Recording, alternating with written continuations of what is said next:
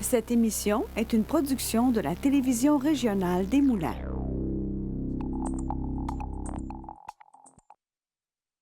Aujourd'hui, au bulletin. Le bloquiste Gabriel Sainte-Marie lance sa campagne dans Joliette-Manawan.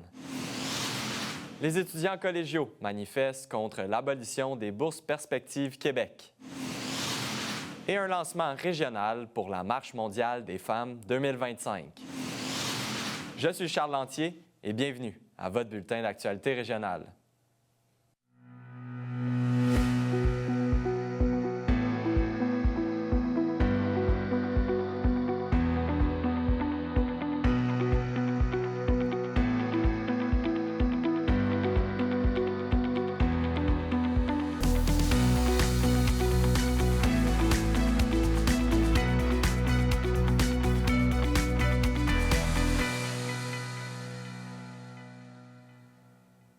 Bonjour, Mesdames, Messieurs. C'est lundi, à son local de Notre-Dame-des-Prairies, que Gabriel Sainte-Marie lançait officiellement sa campagne dans la circonscription de Joliette-Manawan.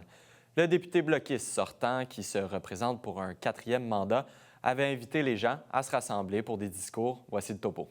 On est tous des militantes, des militants ensemble, on travaille ensemble, donc se donner un peu d'énergie pour... il reste 4 semaines, c'est une campagne rapide, mais on va donner tout ce qu'on a jusqu'au 28 avril.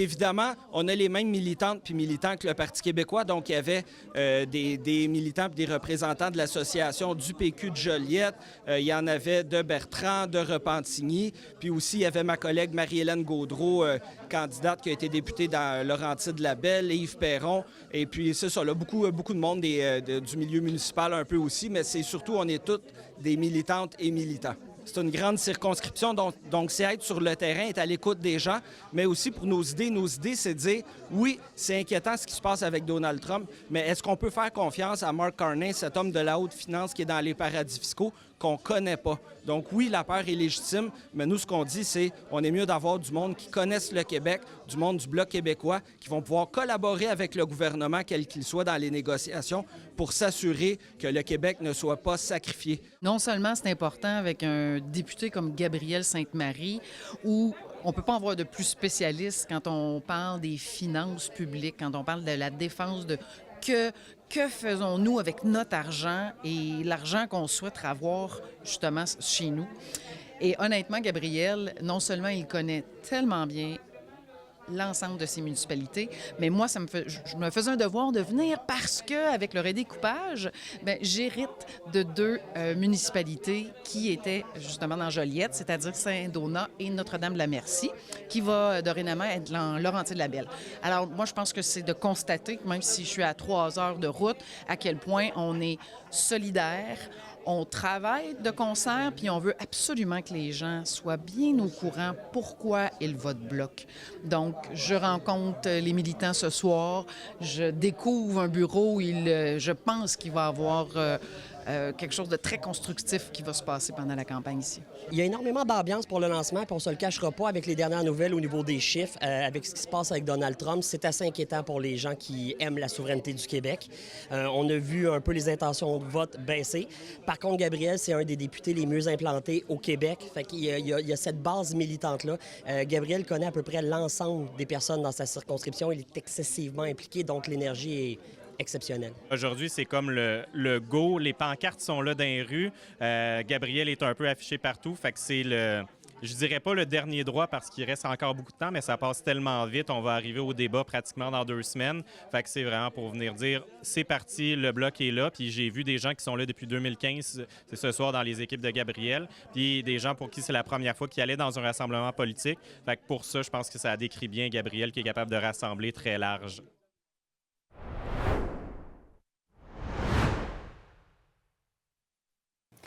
Fibre est de retour pour une 2e saison. Chaque semaine, j'aurai l'opportunité de m'entretenir avec des entrepreneurs qui possèdent tous des parcours différents. On découvrira ensemble les diverses facettes de leur personnalité, leur motivation, les défis et bien sûr la passion qu'ils ont pour l'entrepreneuriat. Une nouvelle saison avec une nouveauté cette année, Fibre Extra, 8 entrevues avec des spécialistes sur le financement, le droit des affaires, les assurances et bien d'autres sujets afin de bien vous outiller. C'est ici même sur MaTV Lanaudière. Cette semaine, à Vue d'ici, nous recevons Jean-Yves Pierre. président du conseil d'administration de l'organisme L'Acaille. Ensemble, on parle de la 3e édition du concours littéraire Ma plume contre le racisme. Et nous recevons également Mme Caroline Fortin du magazine Continuité. On parle de la crise du logement et du patrimoine bâti. C'est un rendez-vous jeudi, 18h.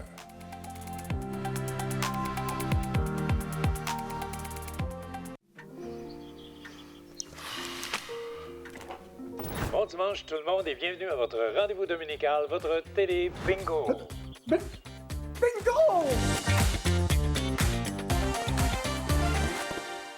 La télévision communautaire autonome parle des enjeux locaux, donne une voix aux citoyens et citoyennes, en plus de faire rayonner les talents d'ici. Accessible à tous, elle appartient à la communauté et donc à vous. J'ose ma télé communautaire, mon média de proximité.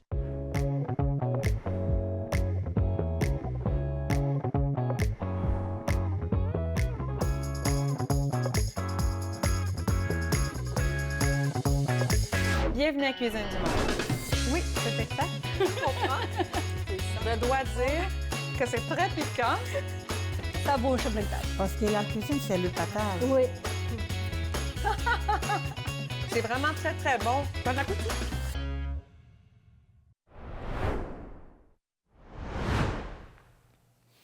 Le jeudi 27 mars dernier, Action Famille Lavaltrie a célébré ses 35 ans d'existence lors d'un gala mémorable qui a rassemblé 120 convives. La soirée, qui s'est tenue dans les locaux de la Fondation Marc Saulnier, a permis de mettre en lumière le parcours exceptionnel de l'organisme et l'impact positif qu'il a eu sur des centaines de familles depuis sa fondation à travers des témoignages touchants et des moments de commémoration. Un encan silencieux offrant des œuvres d'artistes locaux a permis d'amasser 2 860 $ pour soutenir sa mission auprès des familles de la communauté. D'ici l'été 2025, la Ville de Repentigny effectuera en collaboration avec le ministère des Transports et de la Mobilité durable du Québec des relevés acoustiques dans la zone où sera éventuellement érigé le 2e tronçon du mur anti-bruit. Ce tronçon se situe entre les boulevards de La Rochelle et Brien, du côté nord de l'autoroute 40. Ces relevés permettront d'évaluer les niveaux sonores existants dans l'environnement avant les travaux, tout comme de déterminer les critères de conception qui permettront d'atténuer au maximum le bruit ambiant. Rappelons que la Ville a finalisé la première phase du mur anti-bruit, soit celle située du côté sud de l'autoroute 40, entre le boulevard La Rochelle et le centre commercial Les Galeries Rive-Nord, à la fin 2022. Elle a par la suite réalisé une étude technique d'avant-projet afin d'évaluer différentes options pour la construction du 2e tronçon. Souhaitant en assurer la construction d'ici 2027, la Ville de Repentigny poursuivra le projet en 2025-2026 en précisant ses paramètres, en procédant à la conception de l'ouvrage à réaliser, ainsi qu'en élaborant les plans et devis, et ce, toujours en collaboration avec le ministère des Transports.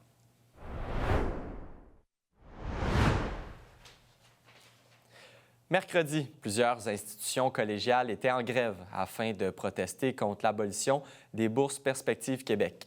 Lancées en 2021 et mises en place à l'automne 2022, les bourses Perspectives Québec avaient pour objectif de favoriser l'attraction, la persévérance et la diplomation dans des professions aux prises avec une pénurie de main-d'œuvre. Elles permettaient d'ailleurs à plusieurs étudiants de voir leurs études remboursées. Du côté de Terrebonne, le mécontentement des étudiants collégiales était palpable mercredi, alors que ceux-ci manifestaient contre l'abolition de ces bourses. Le 7 février dernier, la ministre de l'Enseignement supérieur, Pascale Derry, a décidé de devancer la fin du programme de bourse Perspectives, ce qui vient de couper 250 millions de dollars en bourse directement dans la poche de la population étudiante. On ne peut pas laisser une coupe comme ça aller de l'avant. C'est 250 millions de dollars qui viennent d'être coupés, alors qu'on vient d'apprendre que c'est 40 % de la population étudiante qui vit de l'insécurité alimentaire. On ne peut pas se permettre d'avoir comme solution à 40 % d'insécurité alimentaire de couper 250 millions directement en bourse. On fait une manifestation aujourd'hui pour les bourses Perspectives qui ont été abolies et il n'y a pas de réinvestissement dans l'éducation de ces bourses-là de la ministre Pascale Derry. Il n'y a pas eu de réponse non plus quand il y a eu l'abolition de ces bourses-là, où était réinvesti l'argent. Puis on a plusieurs étudiants qui sont dans des programmes touchés par ces bourses-là, qui sont dans une précarité financière, qui ça va leur coûter cher leurs études. Alors, ils comptaient sur ces bourses-là pour leur avenir, pour avoir un parcours à l'université, que ce soit en enseignement, en soins infirmiers. Alors ici, ça peut toucher peu importe nos étudiants, surtout le programme de génie électrique notamment. On le voit le programme depuis des années, puis c'est encourageant de se dire « Hey, mais tes études, ils vont être financées, on a besoin de toi dans ce milieu-là. » Puis là, c'est comme s'ils disaient « Bien, au final, ça m'importe peu, mais l'éducation puis la santé ou les technologies, c'est des milieux qu'on a tellement besoin de gens, puis au final, on dirait qu'ils s'en foutent. On veut qu'ils nous prennent à cœur, on veut qu'ils réalisent que, hey, c'est l'avenir de la province qui est en jeu, puis en enlevant tout cet argent-là, bien, vous brimez les futures populations. C'est cette éducation-là qu'on veut avoir pour pouvoir la redonner à des gens. Mais là, je parle pour moi parce que je m'en vais en éducation, mais si jamais je réussis pas parce que finalement, ça me coûte trop cher puis que j'ai pas les moyens, puis on va faire une autre jobine à côté, mais ça va faire un prof de moins, ça va avoir des répercussions sur plein de générations à venir, tu sais. Ça me touche vraiment directement. Là, je sais que j'aurais pas le choix d'aller faire un prêt pour aller à l'université, puis ça me tente pas de commencer ma carrière en dette déjà. Pour moi, je suis en train un peu de remettre en question mon parcours scolaire. Je pense peut-être aller plus vers une technique au cégep parce que pour moi, à l'université, on dirait que ça devient impossible d'y accéder avec les coûts que ça a. Ça me remet en question de savoir, est-ce que j'ai 20 000 $ à mettre là-dedans? En ce moment, non. Le coût de la vie a augmenté, j'ai moins de sous, j'ai moins d'autonomie. C'est dur en ce moment de faire les paiements, d'y arriver avec un loyer, la nourriture, tout ça. Donc, moi, peut-être que je vais devoir repousser mes études là, universitaires en ce moment. On a eu l'occasion de discuter avec la ministre de l'Enseignement supérieur, Pascale Derry, quelques jours après cette annonce-là. La ministre n'a pas démontré d'ouverture là, de ce côté-là pour le réinvestissement des 250 millions de $ en bourse, notamment pour la rémunération des stages. Il n'y avait pas l'air d'avoir d'ouverture de ce côté-là, ce qui est assez décevant de notre côté. Ce 250 millions de $-là, il y a une manière de le réinvestir. Si le programme ne fonctionnait pas selon les dires de la ministre, ça arrive. Mais quand ça arrive, on se remonte les manches puis on trouve une solution. La solution, c'était la rémunération des stages. À aucun moment, la ministre est venue nous voir pour nous poser la question comment est-ce qu'on pourrait mieux faire fonctionner 250 millions. Parce qu'avec 250 millions, je peux vous le dire, nous, on en a des solutions qui pourraient améliorer la situation. En fait, rapidement, après l'annonce, nous, on a réagi sur nos réseaux sociaux, puis plus globalement sur Internet. Puis assez rapidement, on a eu énormément de commentaires de la population étudiante, des gens qui nous disaient, parce que cette annonce-là s'est faite en plein milieu de la période d'inscription universitaire. Il y a des gens qui nous disaient dans les commentaires, je viens juste de faire ma demande d'admission à l'université en enseignement. J'ai calculé mon budget en m'attendant à toucher cette bourse-là. Sans cette bourse-là, je ne sais pas ce que je vais faire. Puis ce qui est intéressant, c'est qu'en 2022, donc un an après la mise en place du programme, il y a un sondage qui avait été passé aux étudiants dans les programmes touchés à l'université par la bourse Perspective. Puis ils avaient conclu que c'était 11 % de la population étudiante universitaire en 2022 qui, sans cette bourse-là, n'aurait simplement pas pu aller à l'université par manque de fonds. Donc si en 2022, c'était 11 %, en 2025, c'est rendu combien de pourcents? Je vous le demande. Puis on va le voir dans les chiffres, dans les inscriptions pour les prochaines années. Mais sensiblement, il va y avoir un gros impact.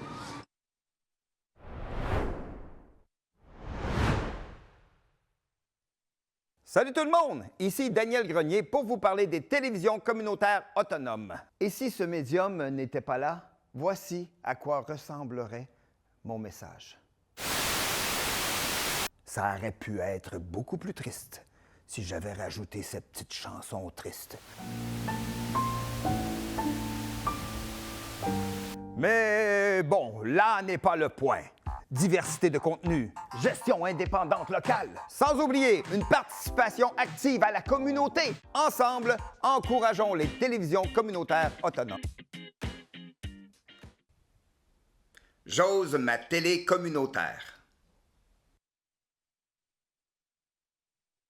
Du nouveau à TVRM. Regardez toute la programmation en continu sur tvrm.ca/en direct. Que vous soyez fan de musique, de culture ou d'actualité, ne ratez pas cette chance de suivre les événements et les personnalités de votre région.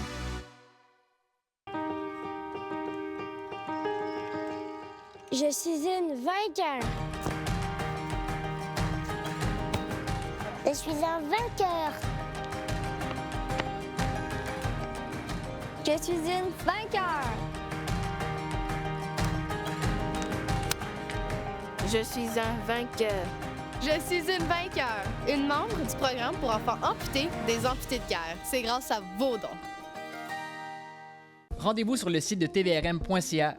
Consultez votre programmation, vos émissions et l'actualité dans l'anneau d'hier. Si vous désirez revoir ou si vous avez manqué un épisode, n'ayez crainte, Toutes vos émissions se retrouvent sur votre site Internet. Devenez membre de TVRM, c'est contribuer au développement de sa mission et de sa communauté. Ne manquez pas votre bulletin en direct le mardi et le jeudi midi pour être informé de tout ce qui se passe dans votre région et plein d'autres émissions sur votre communauté. La télévision régionale des Moulins, pour voir et être vue.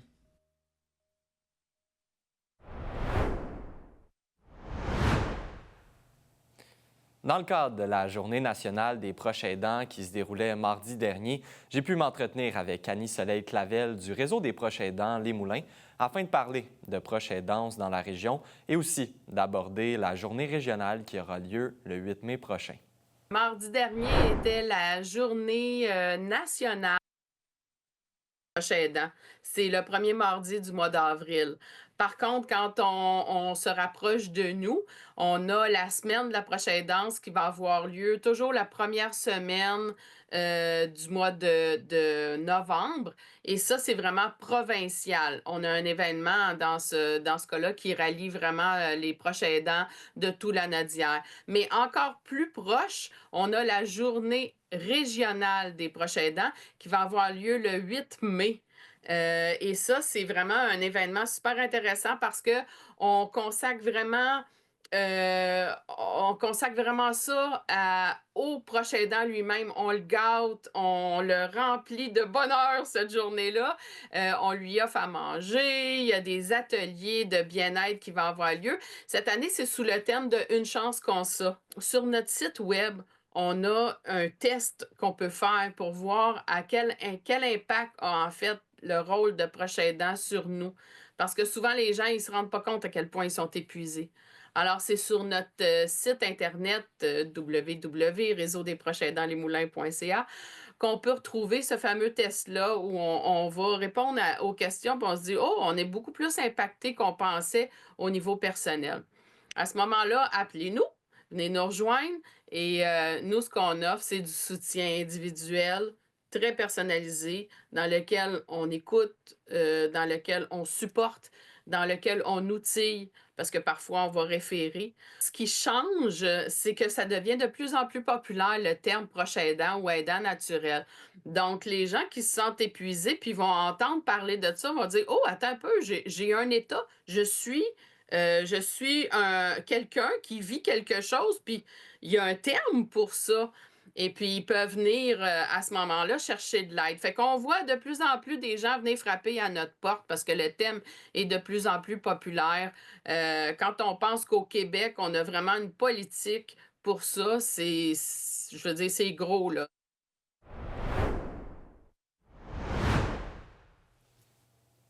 La semaine dernière, la table de concertation des groupes de femmes de Lanaudière procédait au lancement régional de la Marche mondiale des femmes 2025 au club de golf Montcalm à Saint-Ligory. Ce lancement s'effectuait en prévision de la marche qui se déroulera au mois d'octobre. TVRM y était. Voici le topo. La table de concertation des groupes de femmes de Lanaudière a lancé l'invitation à tous les groupes de femmes de Lanaudière et les groupes mixtes communautaires, des élus. On a vraiment lancé ça large, on a mis notre filet grand pour dire, si vous avez envie d'entendre parler de la Marche mondiale des femmes, viens nous voir aujourd'hui. On va parler de l'historique, puis on va parler des raisons pour lesquelles on se mobilise toujours, parce qu'on est encore en marche pour transformer le monde. Lanaudière a toujours été une région forte dans la mobilisation de la Marche mondiale qui a maintenant 25 ans. D'abord, plusieurs marcheuses ont participé à la Marche du pain et des roses en 1995. Par la suite, même, on avait des Lanaudoises qui ont fait partie de vraiment la création de la marche au niveau international. Et en 2000, c'était une grande année de marche. Et je peux vous dire qu'il y a eu, par MRC, on avait un comité de marche mondiale. Et donc, on avait des marches qui partaient de Saint-Zénon, de Saint-Émilie, de Mascouche. On avait vraiment comme partout, qu'elles ont fait des mini-marches, on peut dire, puis elles ont descendu pour se rejoindre à Joliette. Elles ont fait une autre marche à Joliette, et par la suite, elles ont pris l'autobus pour se rendre à Repentigny, et le lendemain, elles se sont rendues à Montréal pour rejoindre 4 40 000 personnes pour la première marche mondiale des femmes à Montréal. À tous les 5 ans, donc à partir de 2000, la première marche, 2005, 2010, 2015, 20 et maintenant 25, il y a une organisation, c'est-à-dire comme à travers nos sœurs, à travers le monde, on s'organise aussi au Québec. Donc cette année, on fait une marche des femmes avec des revendications contre la pauvreté, contre la violence faite aux femmes. Alors c'est une façon de se remettre en train. C'est un moment particulier parce que ça permet aux femmes de se recentrer, d'être un peu plus complices, de voir à ce qu'on dit, bien, il faut continuer, parce que c'est pas parce que j'ai 74 ans que les batailles que mes grands-mères ont gagnées qu'on n'a pas à mettre. Et d'ailleurs, c'est le sujet, l'aspect le plus intéressant et plus motivant que j'ai vu aujourd'hui, c'est qu'il y a des filles dans la salle ici, des jeunes femmes, qui sont dans la relève. Donc, ça veut dire qu'il y a comme une chaîne qui fait qu'au bout du compte, on fait le relais avec d'autres générations pour que les femmes ont continué à obtenir nos droits qui sont toujours remis en question, surtout de ce temps-ci. Ça a permis, en fait, de nous donner de l'espoir. Ça a permis de nous donner de la drive aussi pour que tout le monde puisse aller marcher ensemble le 18 octobre. Ça nous a permis de réaliser qu'en fait, on n'est pas seul à vivre les mêmes problématiques, que tous les groupes féministes, tous les groupes communautaires vivent les mêmes. Donc, je pense que ça nous donne beaucoup d'outrage pour pouvoir continuer notre travail puis à défendre nos droits. Ce qui est difficile, bien, je veux dire, c'est que c'est plus difficile qu'avant pour le mouvement des femmes parce que les politiques sont plus influencés par des idéologies de la droite, idéologies morales, religieuses, où les droits des femmes accusent plus un recul, donc même les financements. Ce qui fait que c'est très difficile de trouver du financement pour l'organisation d'une marche comme celle-là. Ce qui fait qu'on a besoin de faire des campagnes de financement. La raison pour laquelle on a cette campagne-là pour le tirage de la toile. C'est donc, les politiques de droite sont difficiles, donc on est obligé d'être encore plus convaincante qu'avant. La suite, en fait, c'est vraiment de se brancher à la grande mobilisation au niveau national, puis de s'organiser au niveau régional, de se voir, de faire des événements, des activités. Et on a vraiment lancé ça aujourd'hui. On a proposé quelques idées, mais moi, je connais les groupes de base. Ils vont nous revenir avec d'autres initiatives, ça, c'est sûr. Il y a une grosse organisation. On nous a annoncé qu'il y aurait un transport organisé pour l'ensemble des femmes ici, là, dans la Naudière. Alors, il devrait y avoir là, du monde de la Naudière présent pour être à Québec et parler directement là-bas des revendications.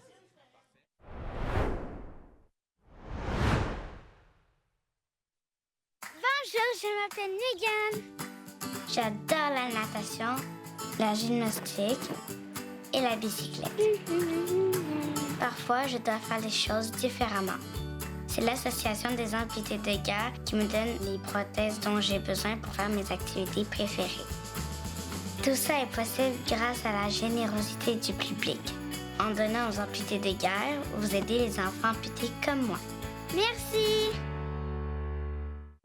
Cette semaine, à Vue d'ici, nous recevons Jean-Yves Pierre, président du conseil d'administration de l'organisme La Caille. Ensemble, on parle de la 3e édition du concours littéraire Ma plume contre le racisme. Et nous recevons également Mme Caroline Fortin du magazine Continuité.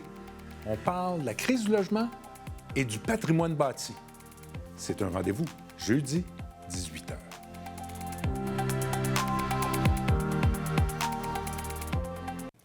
Fibre est de retour pour une 2e saison. Chaque semaine, j'aurai l'opportunité de m'entretenir avec des entrepreneurs qui possèdent tous des parcours différents. On découvrira ensemble les diverses facettes de leur personnalité, leur motivation, les défis et bien sûr la passion qu'ils ont pour l'entrepreneuriat. Une nouvelle saison avec une nouveauté cette année, Fibre Extra, 8 entrevues avec des spécialistes sur le financement, le droit des affaires, les assurances et bien d'autres sujets afin de bien vous outiller. C'est ici même sur MaTV La Naudière. Bonjour, je m'appelle Jeanne. Je porte une jambe artificielle tous les jours pour marcher et courir. L'Association des amputés de guerre me donne les prothèses dont j'ai besoin pour faire du basketball, du soccer et de la randonnée en famille. Je peux faire tout ce que j'aime grâce à votre générosité. Quand vous donnez aux amputés de guerre, vous aidez les enfants comme moi. Merci!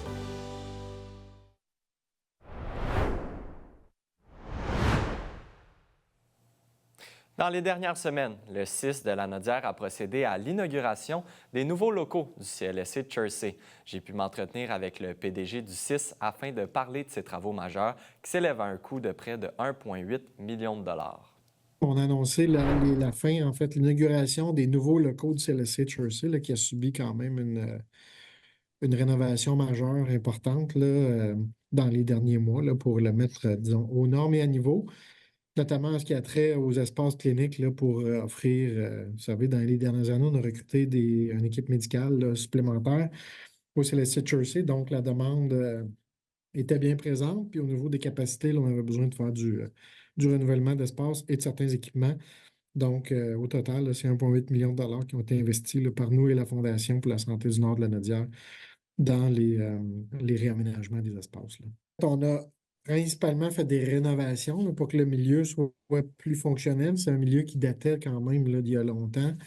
Donc, notamment, là, rénovation et aménagement d'une salle de réanimation, une salle de soins polyvalente pour des mini-chirurgies, une salle de gynécologie, une salle de triage et une salle là, qui est adaptée aussi pour l'allaitement au niveau des bébés et de l'achat de quelques équipements là, pour donner les soins dans ces nouveaux locaux-là.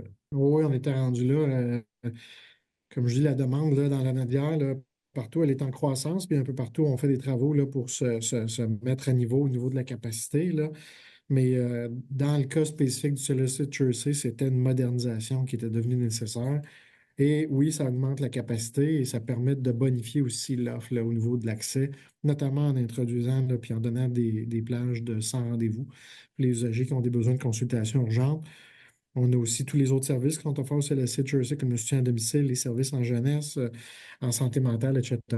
Mais le volet des salles de soins, c'est vraiment pour des soins de services courants, des rendez-vous médicaux, des suivis médicaux. Là, c'était devenu oui, nécessaire depuis quelques années.